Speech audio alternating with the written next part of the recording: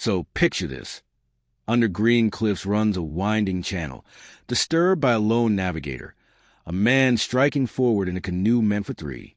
The 8 companions with whom he set out have been abducted by pale and bearded men armed with radiant weapons and shields. The man reaches his village, tells him the ambush, and then rallies a war party for the counterattack. His people are native to the land. Long ago, their ancestors abandoned the Eurasian landscape, braved prehistoric seas and the tundra of mammoths, and settled deep into a world hitherto untouched by humans. As one age passed into the next, the bridge between the 2 hemispheres was broken, and each half of the planet diverged in mutual ignorance of the other. Millennia bore witness to the cyclical death and birth of great empires, peoples, and languages. And then, the Vikings of Scandinavia, having ravaged Europe and established outposts on Iceland and Greenland, just interrupted tens of thousands of years of hemispheric separation. This is the story of what happened when Vikings met Native Americans, 500 years before Columbus. Chapter 1, First Contact. The First Blood. The Vikings promptly kill their 8 Native American captives. This small band of Norsemen are led by Thorvald Eriksen. His brother Leif earlier made landfall on the American coast, but failed to encounter any native inhabitants. Now the swarm of indigenous canoes comes into view. The Vikings gather to their ship for cover. A relentless rain of stone-tipped arrows beats against their raised shields. After some time, the siege ends and the indigenous people paddle away. But a fateful arrow protrudes from the trembling side of Thorvald Eriksen. He asks his men to lay him to rest in this foreign soil with a pair of crosses at his head and feet. After the captain's final orders are carried out, his men return to the American settlement founded by Leif Erikson and head back to Greenland in the spring. The settlement attempt. But soon there's another stir, a distant toll of iron and plumes of smoke. Dragon boats cruise along the water's edge. A man called Thorfinn Karlsefni has reached the Leif Erikson settlement, along with a party of nearly 70 settlers, Christian and pagan alike.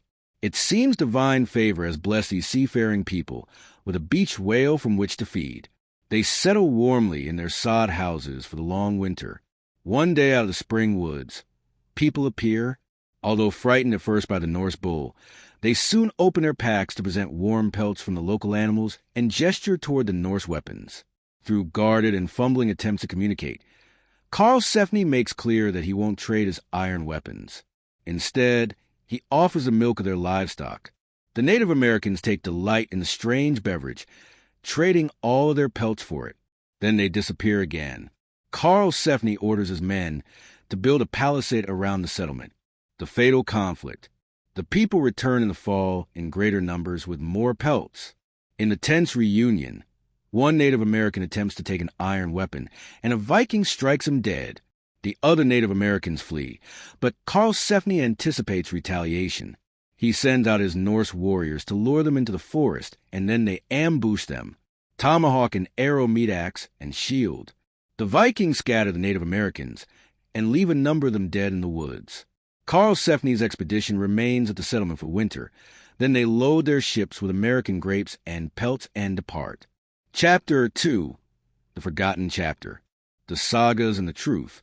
This story comes directly from the Saga of the Greenlanders, one of 2 Icelandic sagas that record the Viking settlement of Greenland, Leif Erikson's voyage to mainland America, and the Viking expeditions to the American lands they call Markland, Helgeland, and Vinland. The other, called the Saga of Eric the Red, tells the same fundamental story with important differences.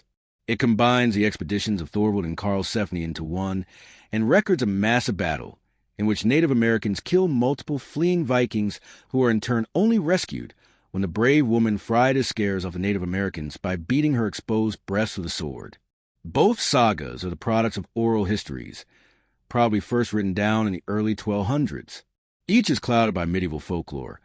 Corpses reanimate to give prophecies, and disembodied voices guide the explorers. In Eric's saga, Thorvald is killed when a one-legged creature shoots an arrow into his groin. These stories are the relics of the closing of an age, as Viking clans coalesce into kingdoms and the Scandinavian settlements on Greenland are abandoned. The old tales of short-lived quests to a western land are resigned to a collection of rumor and fable to be told around the hearth, or carried far by the traveling merchant. the rediscovery. It's in Italy around 1340 that a monk relays what he's heard of Markland. Further westwards, there's another land named Markland where giants live. In this land, there are buildings with such huge slabs of stone that nobody could build with them except huge giants. However, no sailor was ever able to know anything for sure about this land or about its features. In 1492, the Vatican records that no news has come from Greenland, that country at the end of the world, in 8 decades. Christopher Columbus reaches the Bahamas that same year. Scholars are left in doubt that the Vikings ever reached mainland North America. Until in 1960, archaeologists in Newfoundland discover mounded ruins. Excavations resurface outhouses, an iron forge, and chopped wood recently dated to the year 1021. Here the contemporaries of the Erikson brothers and Karlsefni may have traded with indigenous people and launched expeditions possibly as far south as Maine or New York. But after a handful of years, the mighty Vikings abandoned their colony, mysteriously retired from their efforts to expand their domain westward in this bountiful country. The tentative mapping of their expeditions reveals that the Norse had likely met the ancestors of the Beotic or Dorset Native Americans, a people whose resistance may have been the death knell for these first European settlements in the Americas. Thus reads the saga of Eric the Red.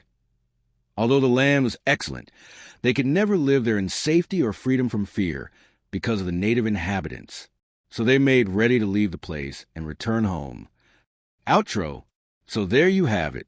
500 years before Columbus, Vikings had already reached North America, traded with Native Americans, fought with them, and ultimately retreated. The sagas tell of brief, violent encounters, of iron weapons coveted by indigenous people, of arrows that killed Norse explorers, of ambushes in the forests, and of a colony abandoned out of fear. For centuries, these stories were dismissed as legend, medieval tall tales mixed with folklore about one-legged creatures and supernatural events. But the ruins at L'Anse Meadows in Newfoundland proved it was all real. The Vikings were here.